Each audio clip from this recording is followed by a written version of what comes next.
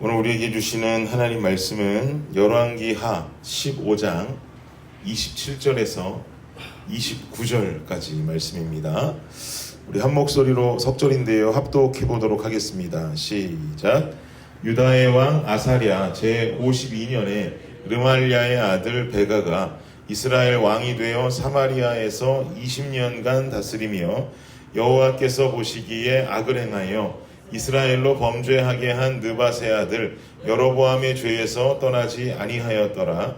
이스라엘 왕 베가 때에 아수르 왕 디글랏빌레셀이 와서 이온과 아벨벤 마아가와 야노아와 게데스와 하솔과 길르앗과 갈릴리와 납달리 온 땅을 점령하고 그 백성을 사로잡아 아수르로 옮겼더라.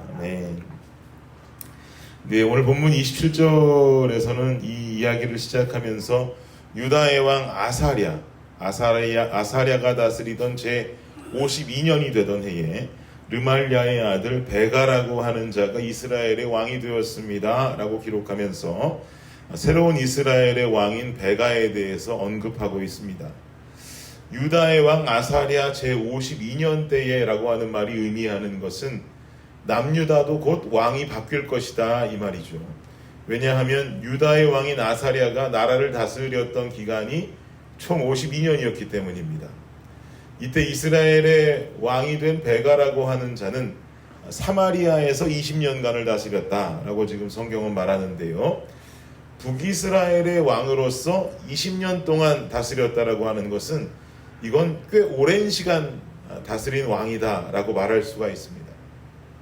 20년간 북이스라엘을 다스렸다고 기록되는 베가는 그렇다면 과연 어떻게 왕이 되어진 인물일까요?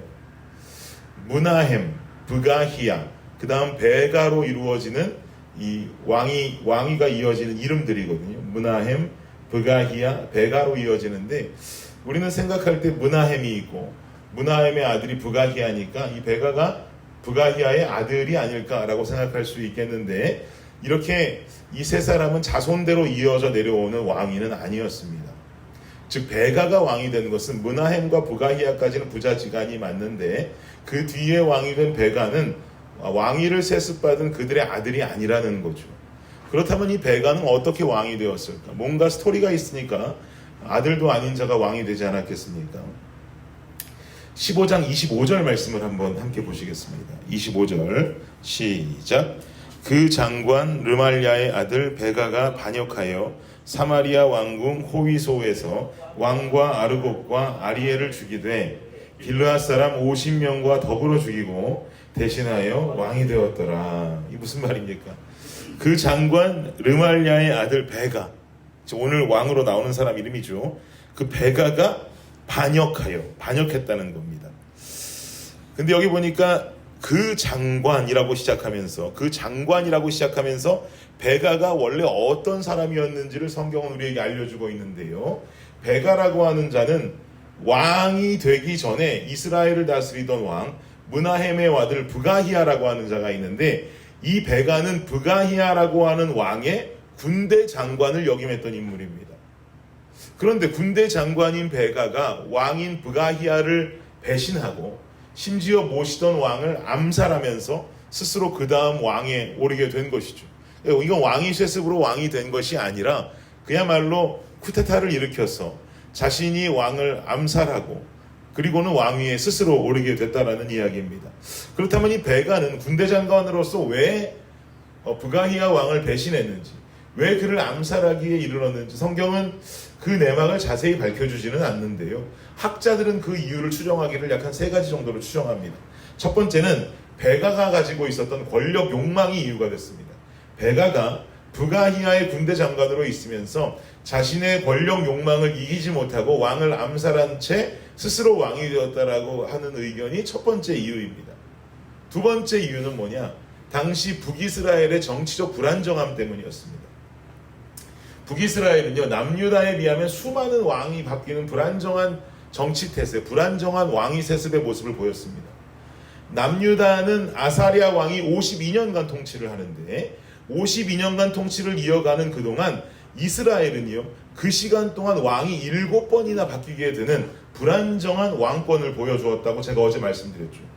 그러니 이런 불안정한 왕권을 보면서 베가라고 하는 자는 이 안정되지 않은 불안정한 왕권 속에서 내가 왕이 되어서 한번 다스려 볼까라고 하는 그런 어떤 자신이 다스려 보겠다라고 하는 각오를 다질 수 있는 사회적인 분위기가 되었다라고 하는 것입니다. 그게 바로 두 번째 이유입니다.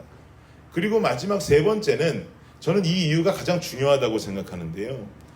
므나헴 왕으로부터 내려오는 아수르를 향한 이스라엘의 정치적 태도에 대해서 이 베가가 불만을 가지고 있었다라고 하는 겁니다. 여러분 기억해 보시면 므나헴 왕은 아수르를 어떻게 대했습니까? 어제 말씀 기억해 보십시오. 아수르 왕이 이스라엘을 압박하니까 므나헴이 어떻게 했어요? 1000달란트를 백성에게 강제로 탈취하죠. 한 사람당 50세겔씩 6만 명에게 돈을 갈취해서 1000달란트를 만들어서 아수르 왕에게 조공으로 바쳐버렸습니다. 그리고는 부탁하기를 자신들을 지켜달라고 부탁했죠. 그리고 그의 아들인 부가이아에게로 므나헴에서 왕권이 이어졌으니까 아수르를 향해서 조공 바쳐가면서 친아수르적 정치 동향을 했던 그 모습 그대로 그 아들에게도 내려왔을 것입니다. 베가는 이런 친아수르적인 정치적 동향과 아수르의 조공을 바치는 이런 행위들에 대해서 불만이 있었던 것이죠. 그래서 부가히야를 죽여버리고 스스로 왕위에 오른 것입니다. 이러한 이유 때문에 만약에 이 베가가 왕위에 스스로 오르게 되었다면 베가가 이스라엘을 다스리는 동안 이 베가라고 하는 왕은 친아수르 정책을 폈겠습니까? 반아수르 정책을 폈겠습니까? 당연히 반아수르 정책을 폈겠죠. 친아수르 정책을 펼치던 왕이 싫어서 스스로 죽이고 왕이 됐으니 아수르를 반대하는 정책들을 펼쳤을 것입니다. 그러다 보니까 부작용이 일어나죠. 29절 보십시오. 15장 29절인데요. 시작. 이스라엘 왕 베가 때에 아수르 왕 디글랏 빌레셀이 와서 이온과 아벨벳 마아가와 야노아와 게데스와 하솔과 길르앗과 갈릴리와 납달리 온 땅을 점령하고 그 백성을 사로잡아 아수르로 옮겼더라. 엄청난 부작용이 발생합니다. 아수르 왕 디글랏 빌레셀이 와서 이스라엘의 꽤나 넓은 영토를 뺏어버립니다. 그리고 백성들을 포로로 잡아갑니다. 이렇게 아수르가 이스라엘을 침략하고 땅을 뺏고 백성들을 포로로 잡아가는 이렇게 본때를 보여주고 있는 이유가 뭐겠습니까? 북이스라엘의 베가로부터 나타나는 반아수르 정책을 보고 화가 난 거예요. 지금까지 조공 잘 바치고 충성을 하던 북이스라엘이었는데 어느 날 갑자기 베가라는 놈이 왕을 죽이고 지가 왕이 되더니 반아수르 정책을 펼치면서 조공도 갖다 바치지를 않고 아수르를 적대시하면서 살더란 말이죠. 이놈 이거 가만히 놔두면 안 되겠는데 라고 생각하면서 아수르 왕이 쳐들어와서 영토도 뺏어가고 백성들도 끌고 가버리는 것입니다. 반아수르 정책에 대한 보복의 모습이라고 볼 수 있죠. 베가는 아수르로부터 벗어나기를 원했습니다. 그들보다 강해지기 위해서 베가는 아람이란 나라와 동맹도 맺었습니다. 그리고 아람과 함께 유다를 압박함으로써 유다도 그들에게 힘을 합쳐서 함께 동맹을 맺고 아수르를 물리쳐 나가는 것을 이 베가 왕은 원했었습니다. 그러나 이 모든 것이 베가의 뜻대로 이루어지지 않았습니다. 결국 베가는 친아수르파 세력인 호세아에 의해서 죽임당하게 됩니다. 친아수르파 세력 죽이면서 반아수르파의 정책을 펼치다가 결국 친아수르파에 의해서 죽임당하게 됩니다. 베가는 아수르를 상대하길 원했고 아수르와의 전투와 전쟁에서 승리하길 원했습니다. 조공도 바치기 싫었고 이스라엘이 독립적 국가의 모습을 갖추어 가기를 원했습니다. 이런 소망을 가지고 이스라엘을 다스린 시간만 20년이라고 성경은 말합니다. 그러나 그에게는 이렇게 20년을 다스리면서 아수르를 물리치기에는 치명적인 문제가 있었습니다. 본문 28절을 보시면 그 치명적인 문제를 말하는데요. 시작. 여호와께서 보시기에 악을 행하여 이스라엘로 범죄하게 한 느밧의 아들 여로보암의 죄에서 떠나지 아니하였더라. 이 말씀 참 많이 더 나옵니다. 그죠? 므나헴과 같이 베가는요 여호와 보시기에 악을 행한 왕이었고요, 여로보암의 죄에서 떠나지 않는 어리석음을 보였습니다. 이게 치명적인 단점이죠.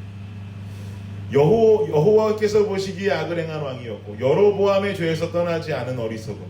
여로보암의 죄는 제가 어제 뭐라 그랬죠? 금송아지 숭배하는 것. 금송아지 왜 숭배한다 그랬습니까? 번영과 권력을 꿈꿨다는 거죠. 금송아지는 당시에 번역과 권력을 상징하는 동물이었어요. 잘못된 것을 잘못된 것이라고 깨우치는 것은 여러분 참 중요합니다. 그 선대왕이 금송아지를 섬겼든 뭘 섬겼든 그 모습이 잘못되었다고 느낀다면 그것은 깨닫고 돌아서야 하는 것입니다. 베가는 므나헴과 부가이아가 가졌던 친아수르 정책을 잘못된 정치 동향이라고 판단하기 그 이전에 앞서서 므나헴과 부가이아가 행했던 이 금송아지를 숭배하면서 권력과 번영을 갖기 원했던 그 잘못을 먼저 담습하지 않겠다. 내가 이것을 뿌리 뽑겠다라고 하는 결단이 먼저 있었어야 했습니다. 그런데 이 뒤에 이어지는 베가의 왕위의 모습도 동일했다고 하는 것이죠. 선대 왕들의 모습이 죄악이라는 것을 깨닫고 돌아섰어야 했는데 베가는 그 영적인 시각을 뜨지 못했습니다. 그저 그의 눈에는 반아수르냐 친아수르냐 이런 부분에만 관심을 둘 뿐입니다. 동일하게 금송아지를 섬기고 숭배하면서 여로보암의 죄만을 담습하니 제 아무리 동맹을 맺고 아람과 힘을 합쳐도 남유다의 힘을 빌어도 아수르에 대항해서 승리할 수는 없게 되는 것이죠. 사랑하는 여러분, 우리는 우리 삶에 있어서 가장 먼저 영적인 시각을 떠야 할 줄 믿습니다. 아수르를 상대로 정말 승리를 거두기 원했다면 금송아지 섬기고 숭배하는 일 멈추고 하나님 뜻에 온전히 순종했어야 됩니다.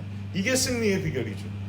여러분 삶에 넘지 못할 만큼의 큰 산이 놓여 있습니까? 이 산을 넘어가야만 하십니까?